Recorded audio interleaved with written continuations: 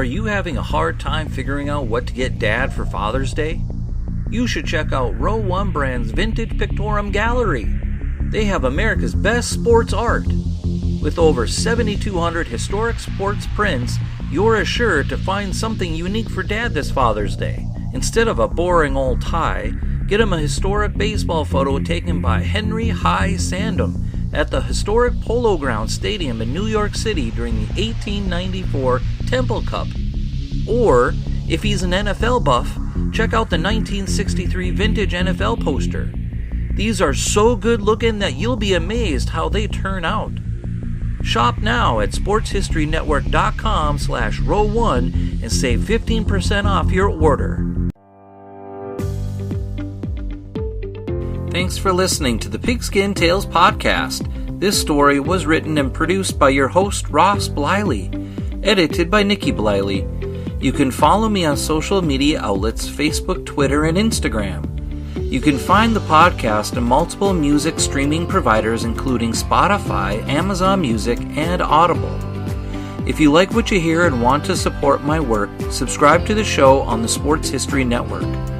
As a conversation starter, you can email me questions or leave feedback of the show at pigskintalespodcast@gmail.com. The soundtrack is provided by Kevin MacLeod of filmmusic.io. Before we get into the story, I have to mention newspapers.com. I use it for my research and I love it because it gives me so much interesting information I would have never found otherwise. If you visit sportshistorynetwork.com, we offer a free 1-week subscription as a trial. With a paid subscription, you'll be supporting the production of this podcast as well as the other shows. Once again, thanks for listening to the Pigskin Tales podcast. Last time on the Pigskin Tales podcast, the story of Bronislaw Bronco Nagurski was finalized. He was a brute force in college with the Gophers standing 6'2" and 230 pounds. From 1927 to 1929, he helped the team to an 18-4-2 record and a share of the Big Ten Conference Championship. He then became a brute force in the NFL with the fabled Chicago Bears. From 1930 to 1937, he became one of the greatest fullbacks in NFL history. He was a 3-time All-NFL Team roster member, a 3-time NFL champion, and a charter member of the Pro Football Hall of Fame. In 1943, he came out of retirement to help the Bears beat the Washington Redskins for the NFL championship, the third in franchise history. This time on the Pigskin Tales podcast, I'll be introducing you to a man that became one of the 50 greatest players in Cincinnati Bengals franchise history. His path to greatness came from a vision of hard work, passion, and dedication to mastering his talents on the gridiron. Later in life, he became not only one of the greatest 50 linebackers in franchise history, he became a small-town college football coach and the town's mayor.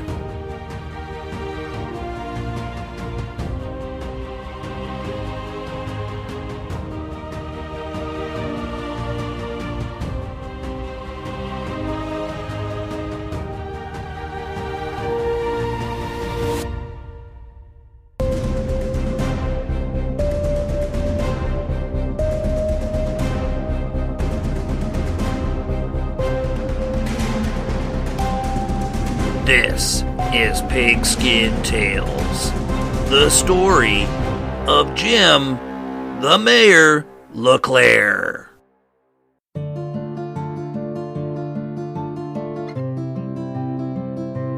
James Michael LeClair was born on October 30th, 1950 in South Saint Paul, Minnesota.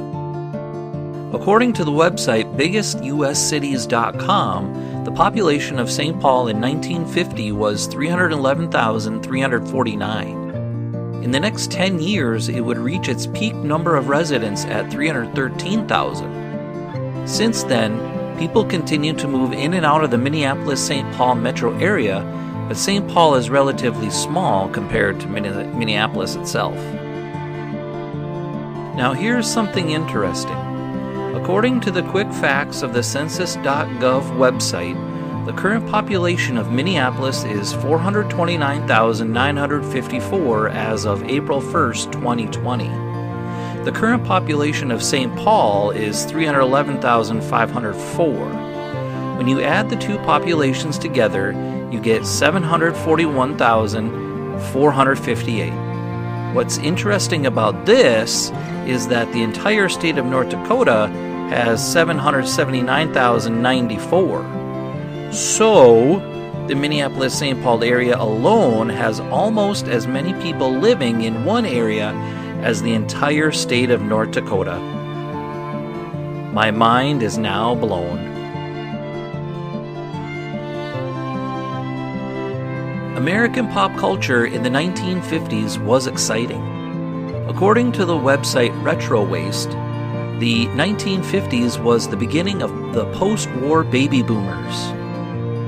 My parents were born in the late 1940s, so this was a decade in which they saw a lot of changes in America. For example, communism scared a lot of good people into a lot of bad behavior. Racism was rampant in most parts of the country, especially in the South. If you decide to look through the Retro Waste website after listening to this podcast, it tells a very interesting tale about how things were back in those days. I, unfortunately, don't have the time to go through it all, but I would encourage you to give it a thought to research. There are lots of interesting points of history to scour. The heart of the Retro Waste website I like to research is the statistics and facts. For example, the economic state of the United States was above average, in my opinion. The GNP was $364.8 billion, and the national debt was $257.4 billion. The prime rate for loans was at 1.5%. Consumer products like milk, eggs, meat, and bread were all relatively inexpensive. Milk was 21 cents a quart, eggs were 72 cents a dozen, a round steak was 94 cents a pound, and bread was 14 cents a loaf. Let's take a quick break and listen to an ad from one of our sponsors.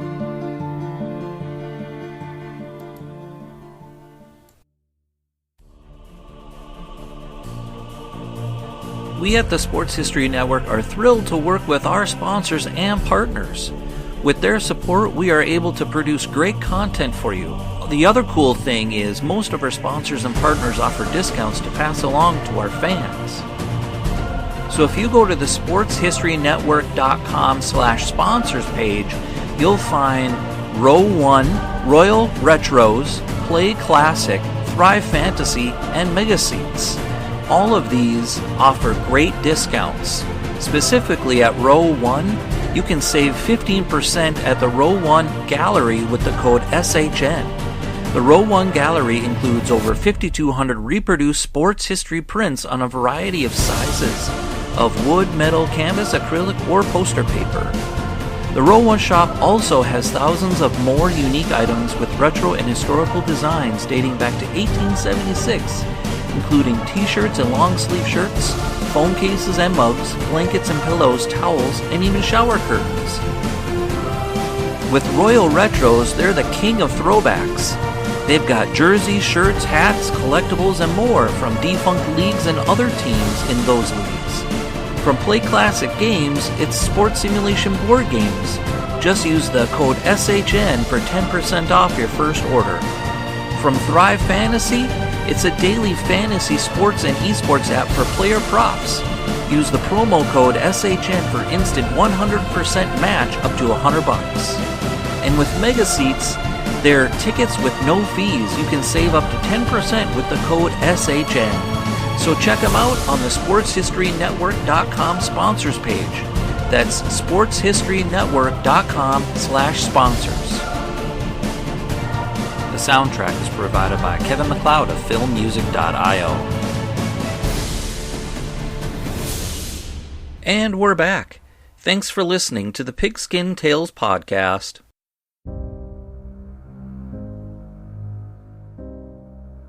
As my parents and Jim were growing up in the 1950s, they idolized baseball players like Roger Maris and Mickey Mantle. Mickey Mouse was also very popular at that time. As for pro football was concerned, the NFL was doing well with Bert Bell as the commissioner. The Baltimore Colts won 2 world championship titles with Johnny Unitas at the helm. The Cleveland Browns and Detroit Lions both ended up winning 3 NFL titles, and attendance was climbing every season.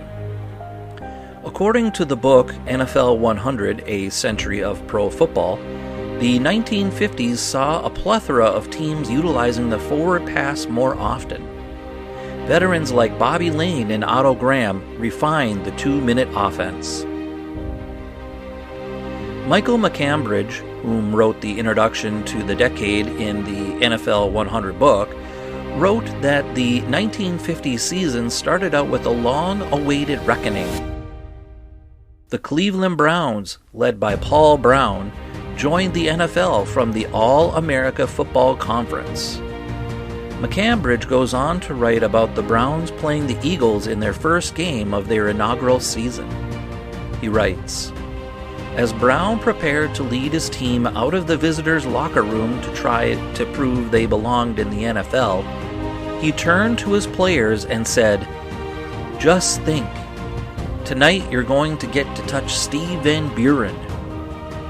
Van Buren was a late scratch, but the Browns routed the Eagles 35-10 and served notice that they would be a powerhouse in the NFL." McCambridge ended the story of the Browns' first season in the league by writing, "Cleveland capped its inaugural season in the 1950 NFL Championship against the Los Angeles Rams. Paul Brown called it the greatest game he'd ever seen. It ended with Otto Graham leading the Browns into Rams territory, where Lou Groza's field goal with 16 seconds left lifted Cleveland to a 30-28 win." McCambridge ended his introduction of pro football in the 1950s by writing about the sudden passing of Commissioner Bell and how the Baltimore Colts winning their second NFL title changed the game for the future. He writes, "Bell died of a heart attack during an Eagles-Steelers game in October of 1959. As the decade ended with the Colts' second world championship and protracted infighting over Bell's successor, it was clear that change was coming. Pro football was on the brink of going big time." Time for another quick break, and I'll be back with the conclusion. We here at the Sports History Network proudly partner with 26 podcasts, all revolving around the history of sports. But did you know that many of our hosts were sports history authors way before they started their shows? It's true. We've got Joe Ziemba, host of When Football Was Football, Joe Zagurski, host of Pro Football in the 1970s, Mark Morthier, host of Yesterday Sports, Tommy Phillips, host of Lombardi Memories, and Scott Adamson, co-host of From the 55-Yard Line. All these authors have many books for you to choose from. To check them out, go to our website at sportshistorynetwork.com/sportshistorybooks. Pick up your copy today. Soundtrack provided by Kevin MacLeod of filmmusic.io. And we're back. Thanks for listening to the Pigskin Tales podcast. In the 1960s, LeClair became interested in sports as a youth in South Saint Paul. He gravitated towards football and wrestling. As a senior on the football team, he was 6'1" and 170 pounds as a linebacker. However, according to the Star Tribune, dated for November 19, 1967, Jim was selected to the first team All-Metro team in the Twin Cities as a guard. South St. Paul head coach Steve Silanoff was quoted in the article titled "Versatility Accents All-Metro Team," saying of Jim, "Jim is one of the best linemen we have ever had in the Suburban Conference. I know there were times when he was full of bumps and bruises, yet he always played well.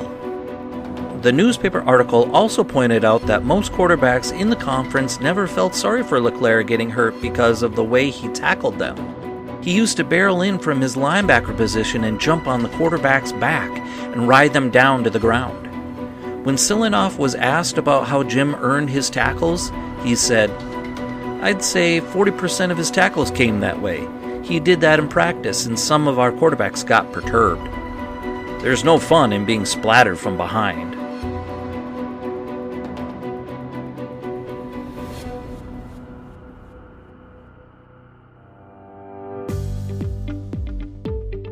Thanks for listening to the Pigskin Tales podcast.